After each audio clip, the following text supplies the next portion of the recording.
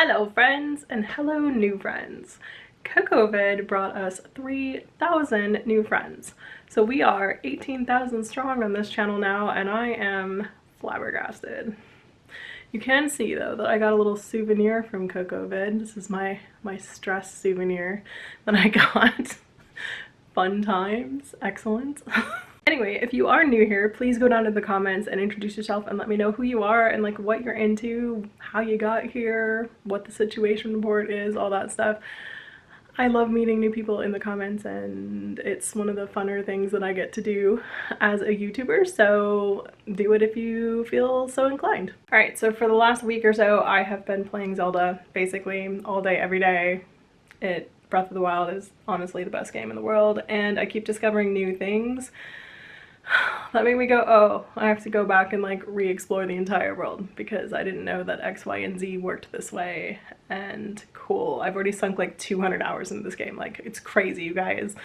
I love this game. It's so beautiful. It is so beautiful.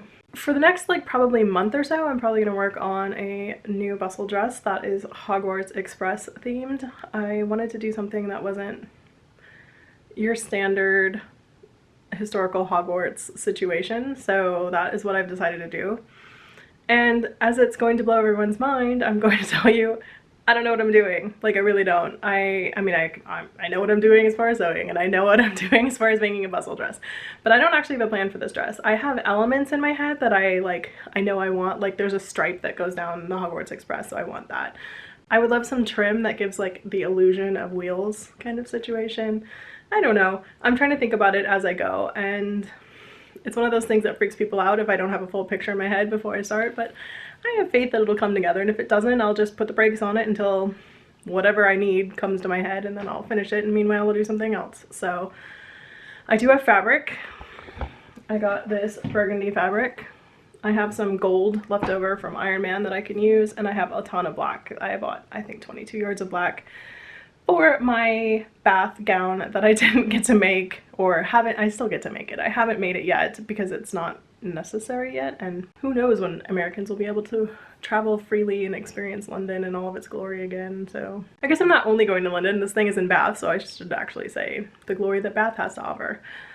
Anyway, I first need to get a pattern out, and I have all the truly Victorian patterns, so I just need to sort of pick one. And I also wanted to look through some of my books to see if I could get some inspiration, so that's what I'm up to today. I'll show you a little bit of that, but mostly this vlog will probably be working on whichever piece I decide to do first. But I did want to show you some exciting new stuff I got during the time that we were apart, the time that we were not together. But we were in fact together because I was running COVID and that helped bring us even closer. Oh, and for everyone who's curious about this, I am leaving all of the videos up on my channel forever, so you can watch them forever. And as far as I know, everyone but Bernadette is doing that. So she's the only one that's going to take videos down. That's a lie. I am actually going to take a video down. I'm going to take the one that Denise Nicole did that I hosted on my channel, but really it's just going to move to her channel. So it's still going to exist and you can still watch it and stuff. So it's not going to go away, it's just going to move. But that's it. Okay, the first thing is this necklace by the Lady Detalle. I'm moving so you guys can see the twinkle. Like, hope you guys, it's not even coming across anywhere near what it is in person. The twinkle on this guy is amazing. I know it's coming across as blue, and it is definitely blue, but if you look at it in the sunshine, it comes across as sage green, so it has this coating on the back that like actually gives it a little bit of a cool effect. Just trying to move around and see if I can get it to do anything cool. But man, the twinkle on this guy is just off the charts. It's really beautiful. I will link the Lady Detalle down below for you guys in case you want to check out her shop. This is a Hussif. Everyone keeps asking me what a Hussif is every time I buy one of these kits, and I finally made one of these kits. This is it. It's a sewing kit or a wallet or a jewelry roll or whatever you want it to be. It's actually called a housewife, and I think that's Middle English is Hussif. But this one is for sewing stuff, and it has a little needle thing in here so you can put your needles on it. And what you do is you roll this guy up, one-handed YouTuberness, and then you take these guys and you wrap them around each way and you get a folded little pouch to keep all your stuff in. And I'm going to keep my sewing supplies in here, which is traditionally what people did, but people also used it for money or jewelry or whatever they had. It's a great way to to be on the go. You can put these in your pocket. It's easy to find. It's better than like fishing around for your random scissors. You know, you can at least have them sort of protected in here. So then I got a couple things from my friend Christine, who is amazing, and she does machine digitizing and embroidery. This is actually going to end up being a Hussif too, and I will put a picture in the corner here of what that one will eventually look like. Hers is a different design, and she took this beautiful silk and embroidered on it this beautiful pattern. And then these are like the pockets that go inside and all that kind of stuff. So definitely a different style of Hussif, and that's the thing about Hussif, they can all be different. Like that one's just like straight pockets. This one has like pin cushions and other stuff in it, so this one's also going to be awesome. She has a kit available where she sells you this beautiful silk already embroidered, and you get to cut it out yourself and then build it, and she sends you all the stuff that you need to make that. I also got from Christine on her storefront, which I will link down below for you, this pocket, which just made me laugh so hard. I think Keisha Madrano, who you guys should follow on Instagram, she is amazing and just does the most beautiful work. She helped design this. So Christine went through and digitized this and then started producing pocket kits. So this is an 18th century pocket, and it does say 2020 is a dumpster fire, which I am like, yes, that's funny. And I absolutely agree that we should use our costuming to vent our feelings about this stupid, stupid year. Obviously, none of this stuff is sponsored. I'm just showing you the stuff I got from people on the internet because people ask me where I get this stuff all the time. So it's more fun to just tell you and link you up so that you have the opportunity to grab it if you'd like to as well. Also, I know all these people, so they're near and dear to my heart. So I like promoting their stuff when I can. Speaking of sponsorships, I might have one. I'm super excited. No, it's not Audible. God, I would love Audible. Maybe someday. Maybe I should stop giving Audible free advertising in every video I do, and then Audible will pay me to do that. But meanwhile, I think I have one, so maybe soon. We'll see. I think the first thing I'm gonna do today, my mission for today, my only target for today, is to go figure out what patterns I want to use, right? So I'm gonna go look through some books and see if I can find some inspiration on things that I want to use for this dress and like what I want the style to be and stuff like that. And then I'm gonna look through my patterns and see what patterns I have. I kind of want to make a pattern I haven't used before, although usually my skirt patterns are all the same, so maybe I'll do that. But the overskirt for sure, and the bodice I probably will do something I haven't done before, hopefully, because those are, it's more exciting to do something you haven't done before. So I think that's what's going to happen today. The design elements that I do have in my head right now are that I would love it if my hat could somehow vaguely look like a smokestack. I don't know if that's a thing, but we'll see. So I will make a hat with this too, so that millinery will happen. Usually it's the last thing I do, or close to the last thing I do. It's the thing I enjoy the most, and I'm a person who definitely doesn't pick low-hanging fruit first unless it's like really just annoying me, or I need a palette cleanser or something. I try to do like the stuff that I don't know what I'm doing first, so that I can like get it out of my system and not sit there and fret about it. So the things that I think I want to have on it is there's a stripe that goes down the side of the Hogwarts Express, and it's on the burgundy, and it is a gold stripe, a black stripe, and then a gold stripe again. So I do want to incorporate that somewhere. I want to see if I can do a trim that somehow vaguely implies wheels, like, you know, the wheels on a train. I still haven't decided if my dress that is impersonating a train will have a train. I do need to make that decision fast and figure out what I want to do about it. I do kind of want to have a train on the train dress because that's funny, but I hate trains. Like, I hate trains, like dress trains. I love actual trains because when you go somewhere, people step on them and they ruin your work because you definitely have some pleating back there that you spent hours and hours and hours on, and someone steps on it. Some of your friends step on your dress and rip your pleating off your dress. Yeah, so I don't love trains on dresses. I like to be self-contained. I know I can bustle my bustle dress and so that might be a thing that I do, and I might just have the train for like pictures and stuff, but also then I want to make sure it's themed well. Like, I want the train on the train to be cool, so that requires thought, forethought, thought ahead of time. I'm not doing that is the problem. So today is going to be spent doing that. I'll take you on a little bit of an adventure with that part of this. But mostly I'll just show you what how I did it and what I came up with. Alrighty, the first thing I'm going to do is go through the Truly Victorian website. I have on my phone a list of all the patterns I own, and I own a lot of Truly Victorian patterns. So that helps me pick out ones because they're the ones I already own. I'm also going to look at all the new ones that they have and see if there's anything I want to like add to my collection while I'm here. Okay, so I like this overskirt. It does indicate that I won't have a train, which I'm okay with. I kind of want to be able to get around.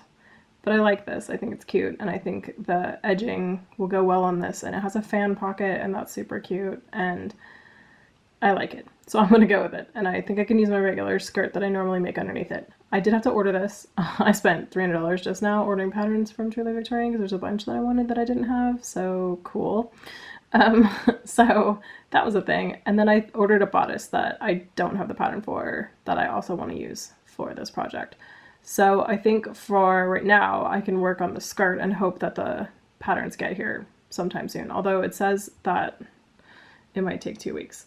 So hopefully that doesn't happen, and if it does, I'll work on something else in between. Okay, I've spent some time looking at these two books. This is Isabella's book, which is excellent, by the way, and this is strikingly similar to this book, but not the same level of costumes for sure, but definitely has, it's like the same, goes through the same time periods and has very similar patterns and stuff. So these are both really good for if you just need a base pattern and then you want to do cool stuff on top of it. All the stuff in Isabella's book is like there's a pattern. So she shows how it's all done.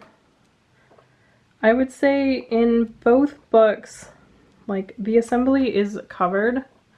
Isabella's book is definitely more thorough in telling you what to do and what it looks like and how to do it. But, you know, you really do need to have some sense of like how to make costumes and dresses and whatever, and seam finishes and stuff like that before you start this kind of book. But it's definitely a beautiful book, and it definitely has a lot of great patterns and stuff. And same with this one. This one has less construction techniques, although it does go through stuff and give you pictures and whatever, so just completely depends on your style. They're both really good books. So I didn't get any like major brainwaves or anything, but I did decide that I want it to be subtle. I don't need it to be out of control obvious that it's the train. It's just kind of like a nod to it. So I am cool with it not being like over the top, which is good. Like, it's good to know that. I looked at a lot of over the top dresses today, and I was like, I don't really know how I would translate that into that, and I kind of don't. I want to be able to wear it when people don't need to know that it's a Hogwarts Express dress too. Like, I want it to fit lots of different events. Does that make sense? Anyway, so I thought I would start playing with piping and stuff. I've only done piping one time ever. 34 years of sewing and one time of piping. So I'm gonna try to make some sample piping and stuff now while I am sort of getting ready and waiting for patterns to show up and stuff like that. I also pulled out my Iron Man gold. I kind of want a more yellow gold, so I might order some more fabric too. Not a lot, just a couple yards, but we'll see how it goes. I'm in prep mode right now, which is what you guys are getting in this vlog currently, which is me prepping stuff. And I should have probably prepped it before COVID so that when I got done with that, I could just immediately start working, but I was so swamped with stuff going on with that I just flat out didn't. So I'm gonna practice piping now and try to figure that out, and I can make the skirt already, the base skirt, so that should be fine. I don't think I'll decorate it right away, but I can get it built because it's just essentially a skirt that is black, so I think that should be no problem. I'm really looking forward to this because it's something that like I'm good at. I can make bustle dresses no problem, but I'm just gonna like level up a little bit while I do it, so that's fun. And we're back. Today's mission is getting some yellow silk taffeta ordered so that I can make said piping, so that would be cool. It's actually really hard to find that specific yellow. I am in my room here trying to get ready to get a screenshot of the stripes that I'm imitating. I have one on my phone, but it's garbage because I took a picture of my like TV screen and it was dark. Nah, it's not good. So I'm gonna get a screen grab of it. But it doesn't need to be exact, obviously. It's not like that big of a deal, but I do want to get some good yellow silk taffeta. The problem is it's kind of a mustardy yellow, like that Hogwarts yellow, so yeah. For anyone who was wondering, this is what it looks like in here when I am doing Zoom calls / lives and stuff. This is my Microsoft Surface, not sponsored by Microsoft. And so it's nice because I can detach it and then just put it up here, and then I run obviously a mouse down here to control the thing. So when I was doing all my lives at COVID, that's basically how the screen was like above me during it, is that I sit there doing this. It's actually the most comfortable. When I have to look down at my computer screen for that long, it makes my neck hurt, so I have jerry-rigged this thing up. So I use an iPad mount to do this, and it just like goes up and down and then locks into place, and you just put this onto your tripod and you're golden. All right, this is the 8th movie. Hopefully Warner Brothers is not gonna see me. This is the stripe situation that I'm gonna do, I think, on my skirt / for the piping. I will do maybe double piping, so a yellow and a black in there. So I just need to find this yellow. It's coming across on my little screen here as brighter than it actually is. It's more mustardy, but I don't know that it matters all that much because everybody's screens are different, so maybe everybody's seen this color is different. Anyway, I'm gonna go look for yellow silk taffeta that's that color and see what I can find. Okay, I think I found one I like in my little screen because this is darkened up. This is coming across a little bit darker than it looks, but I think it's a good color. It is dupioni, but at least it's silk, which I'm excited about. I like how they say taffeta and then they say dupioni, and I'm like, no, those are different, actually. Your listing is for 2 separate types of fabric. Anyway, so I think I'm gonna order this, and I think I'm gonna get like 3 yards for right now and see how that goes. I think that's probably more than enough, but I do want to make sure I have enough for the hat. So we will see. Although I think the hat's probably black, huh? Yeah, it's probably fine. Yeah. I do want to have some pleats at the bottom too, so I might need that for this. I'm just gonna get 3. 3 sounds good. Okay, so the next thing I'm gonna do is write out my list of all the things I need to make and stuff like that, and what I think that entails as my organization structure dictates. So I'm gonna do that real quick, and then I'm gonna start watching YouTube videos on how to make piping and then give piping a go today. So that's my plan. I do have some random silk taffeta. I have that yellow from my bonnet that I'm gonna use to make practice piping just to see how this goes. Because I haven't really done it very much. I did it once and I did 2 small pieces and it went all right, but I don't really remember what I'm doing, so let's give this a go. Okay, so this is what my costume breakdowns look like roughly. I go through and I put down basically every single item that I'm gonna need to wear when I wear this outfit, right? So I already have most of this because I make bustle dresses all the time, which is fantastic. So it gives me a little bit of a leg up. I need to make a skirt, an overskirt, a bodice, and a hat basically for this. I also do make a new skills section so that I can remember to learn those skills and that I'm going to need to learn how to do those skills. And it also lets me distribute those skills out in the amount of time that I'm going to be working on this project a little bit so that I don't get burnout learning too many skills at once. So then I just have like the skirt and here's all the steps, right? I actually don't need to fray check these strips, so that's fantastic. I can take that out. So I just list out all the steps on these so that I have more things to cross off essentially because I am cross off motivated. I get a little serotonin burst every time I cross some stuff off, so I do that for all of them. I figured out early that is something that motivates me, so that's fantastic. Here's the stuff for the bodice. I've already bought the fabric and bought the pattern, so that's fantastic. And I just need to complete these steps.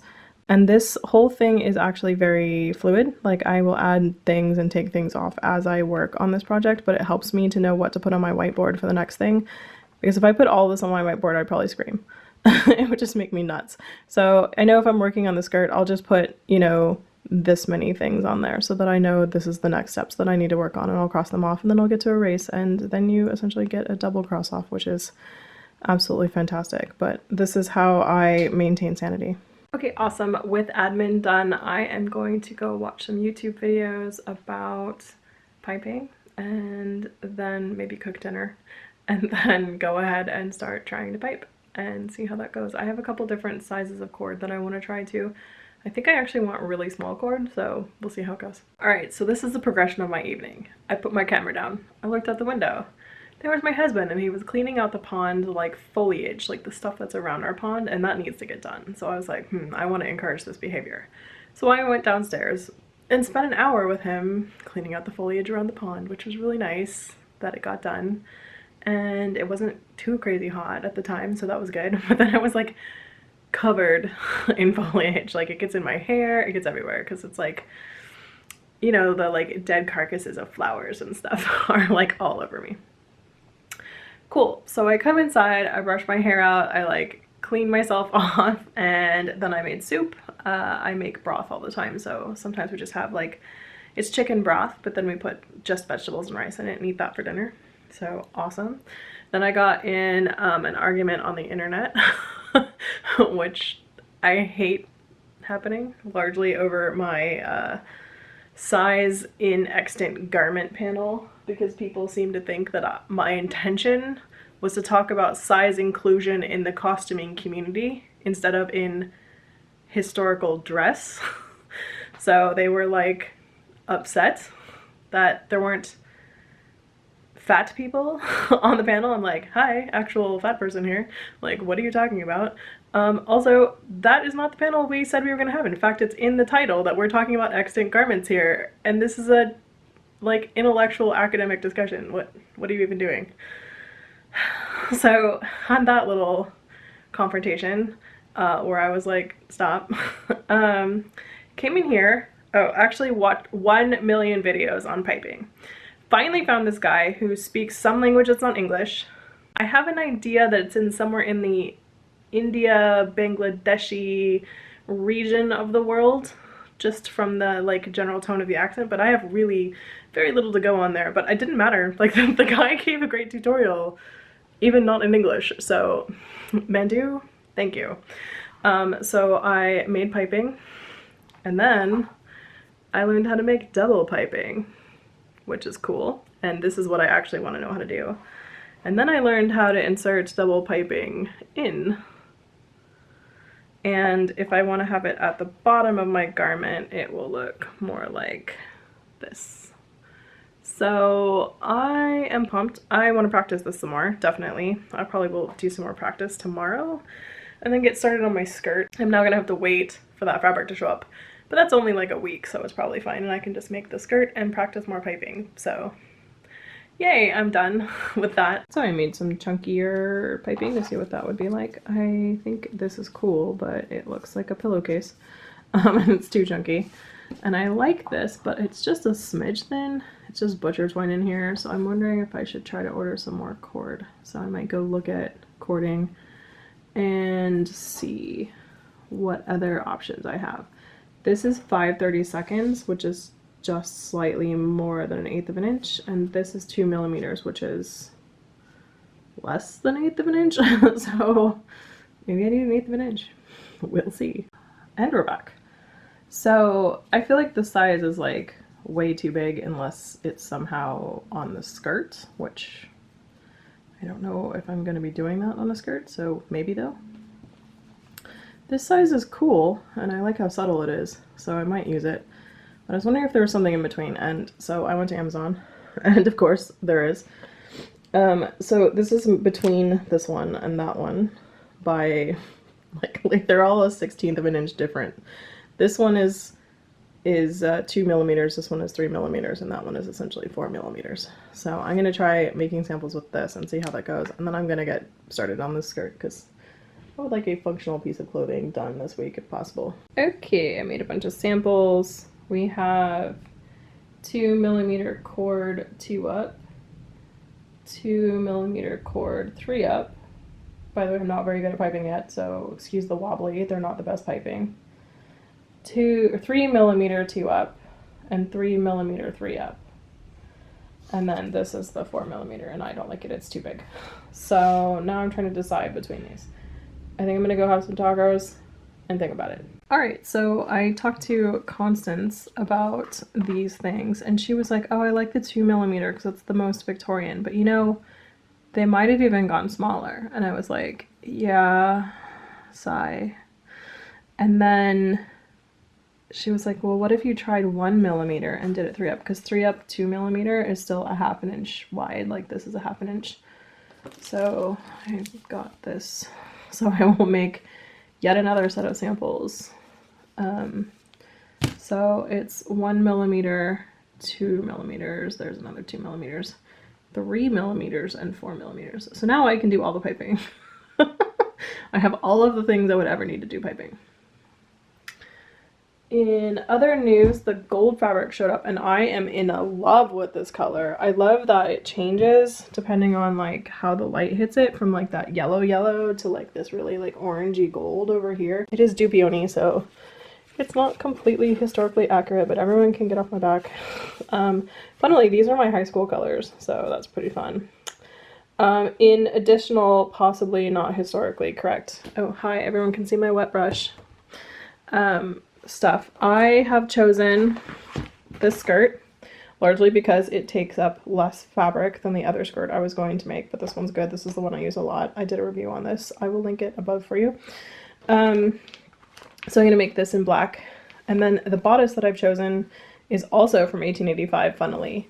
But the overskirt that I have chosen is an 1870s overskirt. And, you know, I'm not going to say that they wouldn't have done that because they reuse stuff a lot. They probably would have refashioned that fabric because they were also very into being current. But, yep.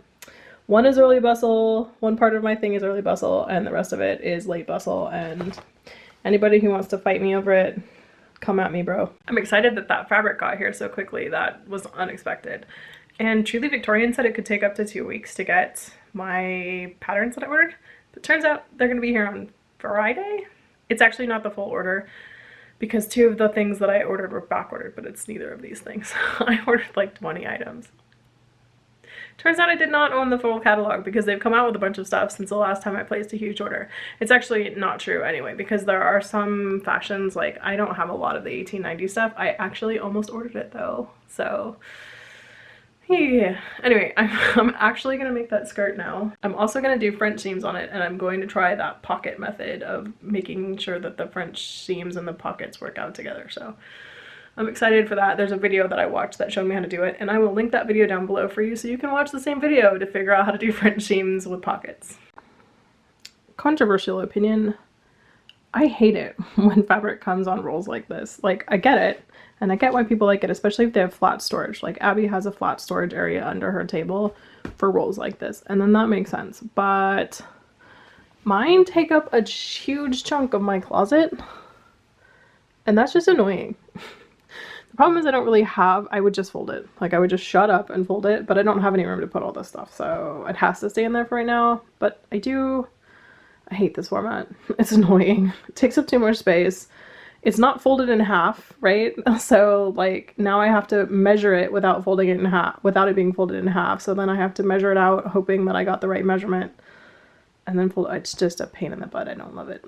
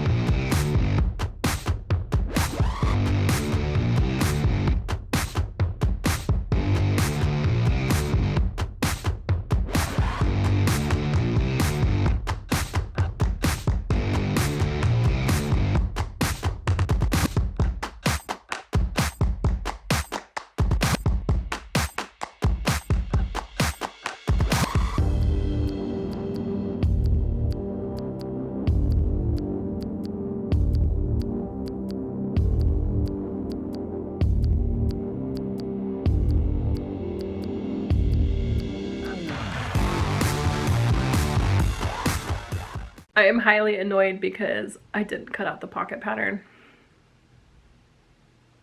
cool. So that means I have to go pull off another like section of fabric off that thing. I'm like, I hate pulling fabric off that thing. I can't wait till I have a room and I can just take all my fabric and fold it up. I had a little walk with my husband, which was cool. We go in the middle of the night. It was weird because a police officer passed us and you could see him like looking at us going like, why are you out at 12:30 at night? It's like 100 degrees out right now, so we go in the middle of the night. Anyway, so I'm back. I put the darts in to the skirt here, as you can see. I think I did a poor job of pressing this right here though, so I'm gonna go back and press that again. And then I'm going to sew these with, I keep wanting to say princess seams, but it's not, it's French seams, so I'm gonna do it with French seams. So for those of you who don't know what French seams are, normally you would sew fabric together to make a seam with right sides together, so that when you open it up, it's a complete seam and all of the edges are on the inside. When you do a French seam, you sew it right sides out, so wrong sides together at a very narrow hem, and then you trim that down a little bit and fold it back on itself so that it ends up encasing, like a fist, the raw edges. So I'll show you that as it goes. Okay, so as you can see, this is the right side of the fabric. You can tell because the darts are on the inside. And you can see that I have sewn along this edge.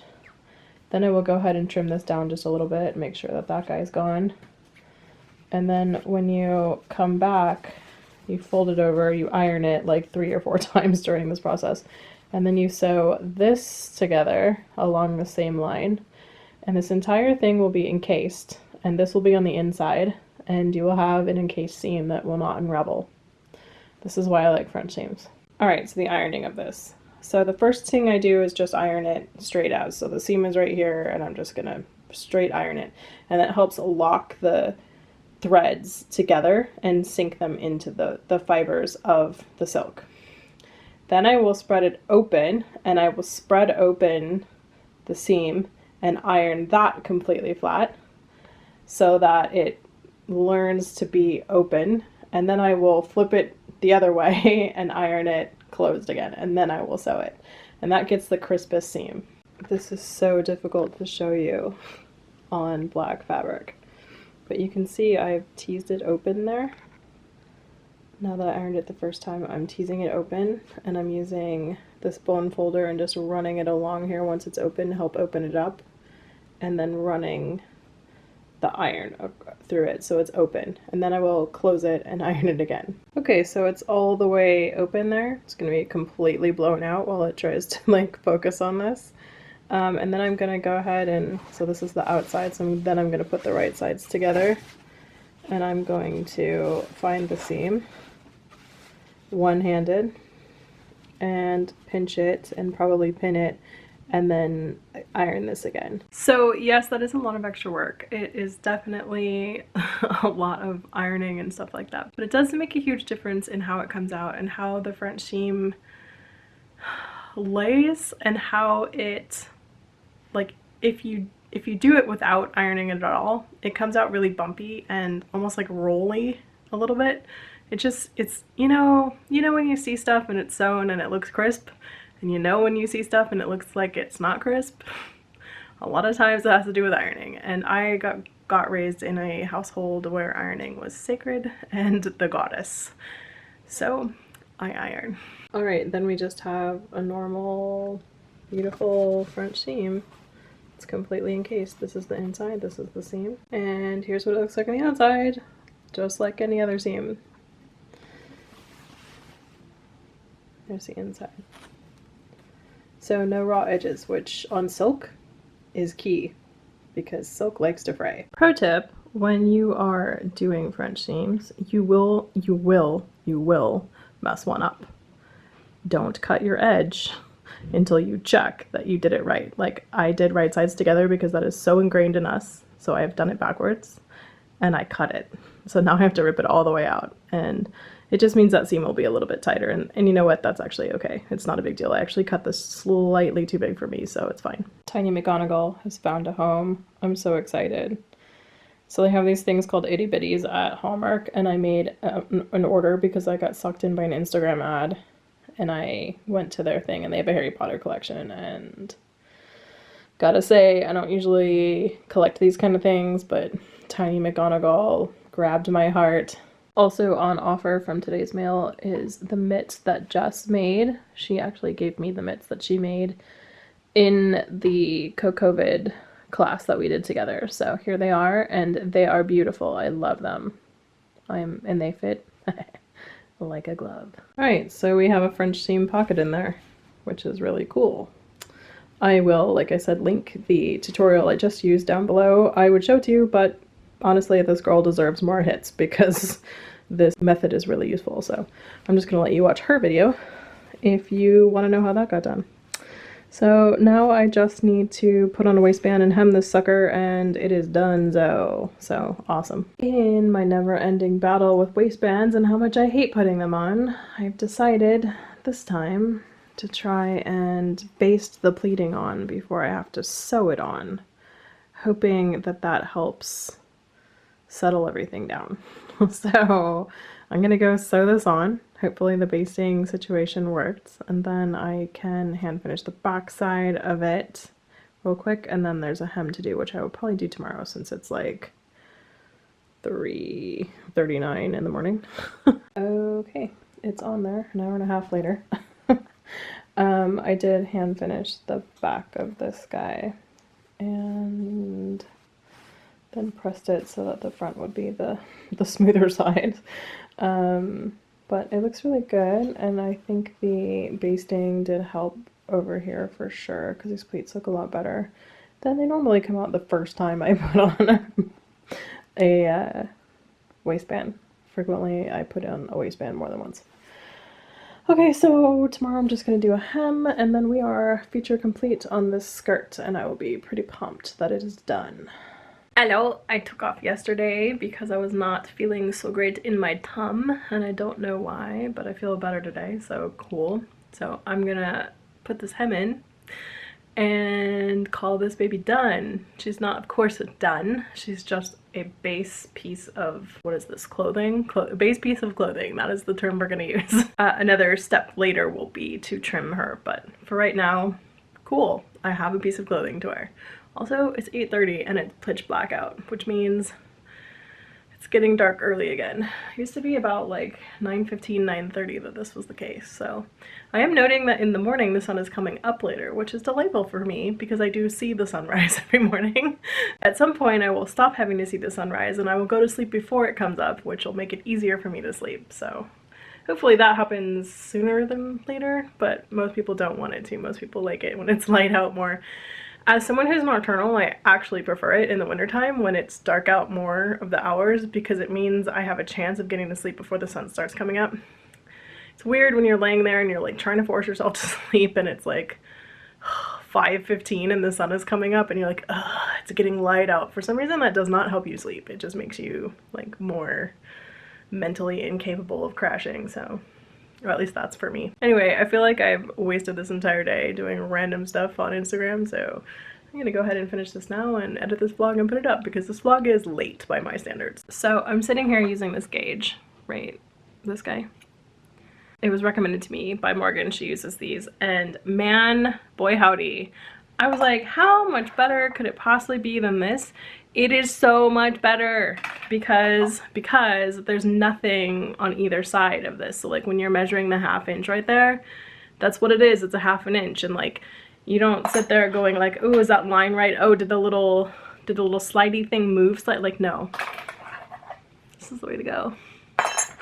By the way, whenever I talk about this stuff, I do put it down on my Amazon store.